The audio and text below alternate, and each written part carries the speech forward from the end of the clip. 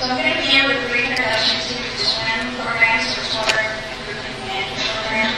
And then I'm going to discuss the status of our Coral Creek, Alligator Creek, and Wildflower Reserve projects. So for those of you that don't know about SWIM, it was created in 1987 by the Florida legislature. And the legislature passed water management districts to protect and restore fresh water bodies throughout the state of Florida. And Southwest District is responsible for the 10 water bodies you see on the screen. Charlotte Harbor to be one of them. And to achieve our goals, we implement natural system restoration and water quality improvement projects. And here's the outline of the Charlotte Harbor Watershed, which was previously several times. It's 4,400 square miles, and we have implemented nearly 40 projects and studies since the implementation of SWIM in this area.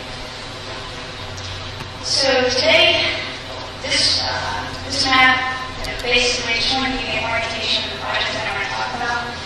And we're going to start on the left-hand side with Cape Hayes Peninsula and Coral Creek project. So as you can see, the Coral Creek property lies just south of the Rotunda subdivision. It's a 2,600-acre property, and it's owned by SWIM and TEP. This is like in the 1970s. I kind of want to give you an idea of what we're dealing with out there, because this property before it was purchased by the state, it tended to be subdivisions. So you can see all the ditches that were created to drain the property and also to create waterfront home properties. And this is the section that I'm actually going to be talking about today, the northern Watershed, which is right the final high piece of the Rotunda subdivision. And you can see where the Rotunda River comes across and cuts off some of the wetlands. And here is the 2011 aerial. You can see the borrow pit was dug on the northern section, and a lot of the bright green signature that you see in the chemistry from all of the excavation work that they have done is Brazilian pepper that has invaded the property. So the district worked with a consultant in the late 2000s to develop the central master plan for the project. We knew we couldn't do the whole property in one shot. So we had to develop a feasibility study and some conceptual design on how we tackle restoring this property. They identified 15 separate projects that we could implement in 6 phases. And this is also a district initiative project, which means the district is splitting the majority of the bill through ad valorem tax revenues. Here's the 6 phases that are identified in the feasibility study. We're going to start with the north section, 1A, up there in red. And our goals for this project were basically to see like the ditches that were created, drain all the wetlands in this area. And our idea was to come in and fill some of these ditches, restore the higher periods to these wetlands, to create some habitat in the borrow pit, because it was all one depth, the entire borrow pit was the same depth. So wading birds were not able to use this as a feeding area. So we wanted to recontour it, make it not quite so man-made, and also allow, create it so that the birds could use it for foraging. Additionally, there's a ditch outfalls from the Rotunda subdivision. It goes out to the west branch of Coral Creek. And over time, this ditch was created in the 1970s. So over time, Mother Nature found her own path, and this ditch was breached on the south side, so that the water flew through the sluice to the east branch of Coral Creek as it was originally intended to. So the water treatment that the ditch was supposed to provide was no longer effective. So we wanted to go back in, create a built marsh, and provide some polishing for this water before it discharged into the slough and to the east branch. This property is approximately 250 acres. We commenced construction in the fall of 2012. And we currently have it under an exotic vegetation maintenance contract for the next year. And the total project cost, when everything's done, what the outfall ditch coming after the rotunda, so you're looking east into the rotunda in this picture. This is what the outfall ditch looked like before we started. You can see it's overgrown. There's Brazilian pepper lining each side of it, and to the south you can see that bright green signature again. Brazilian pepper completely invaded the wetland system to the south. This is the north looking south, so you can see the bar pit on your left, and one of those ditches that I was talking about that cuts right through the wetlands, one of the wetlands on site, draining the pit. Here's the, on the left, you can see the bar pit when we first began, to the south of this. So this is looking toward the west branch of Coral Creek from the rotunda. And you can see to the south of the filter marsh where we removed a lot of that Brazilian pepper in there.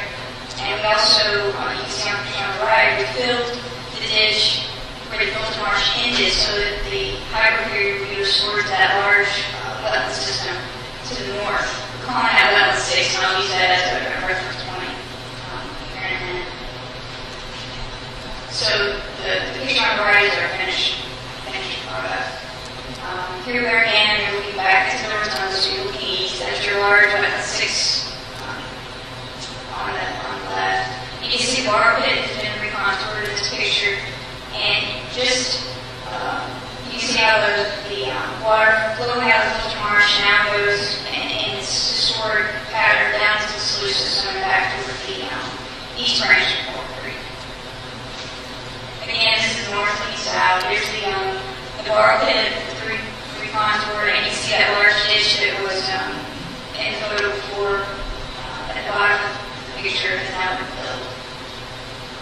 So now we're moving on. Our next phase is going to be phase 2, the central phase, which is in blue below the northern phase. And this one we're mainly concerned with restoring those ditches, or the canals that they created. Again, here's the aerial view so you can see what that looks like today. And you can see the northern portion at the top of the screen and how these connect. So here's phase 2, and what we're going to be concentrating on is this area up here is all freshwater. And we're hoping to create some little ephemeral wetlands on this phase of the river's part of it. And down here, this is actually connected to the west branch of Coral Creek, and this is tidal. And an interesting thing that we found here is that there are juvenile tarpon using this area. And so what we hope to do, and we're working with Phil Stevens at WC and Aaron Adams, and we're hoping to try some experimental designs on the rest of the feeder canals and hopefully create the habitat that they're using in that first canal on the remainder of the canals. So we're going to try a few different designs and see which ones work the best. This area is about 300 acres, and we just finished the design last fall. So once we finish the Coral Creek property, we'll have about 600 acres of restoration through various wetlands, sluice system, and statutory line flatwoods. The next project is Alligator Creek Habitat Restoration Project. It's on the other side of Charlotte Harbor. This project parcel is 1,600 acres, and it's owned and managed by DEP. We developed the conceptual master plan for this project back in the late 1990s. It identified 19 projects which could be phased for construction, and this is also a district initiative project. We've had 3 phases of restoration thus far. The first phase included 2 projects which covered about 18 acres, and that was completed in 1999. We had phase 2, which had 5 projects with about 715 acres, and that was completed in 2008. And the phase we're currently working on, phase 3, has 5 projects over approximately 95 acres, and is anticipated for completion next year.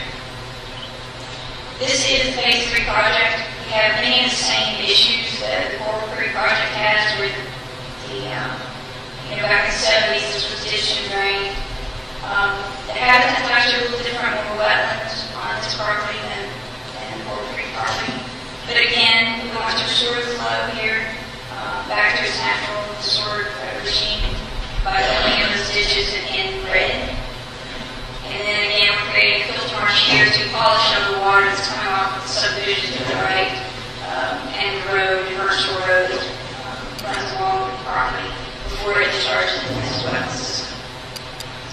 So our goal here, by the time we finish, we'll have restored approximately 830 acres of wetland system. And then this is our new project, Boswell Preserve, which is really close to the 440 property that we're working on. This is an 80-acre parcel. It's owned and managed by the Conservancy, and it was once an active golf course, so they have a lot of water hazard features we're hoping to use for some wetland, freshwater and entering wetland features on the site. This project is a cooperatively funded project, which means the district and the Conservancy are sharing costs for this. And another neat thing about this project is they also have juvenile tarpon that they found on the site. So, again, we're working with Aaron Adams' group to, which I think Joanna's going to tell us a little bit more in a minute about her work on the site, but hoping to enhance the juvenile tarpon habitat on this property as well. So, basically, the message is by the time we finish all of this, we'll have completed 17 total projects, over 1,500 acres of restoration, and we'll have improved water quality and wildlife fisheries habitat in the Charlotte project.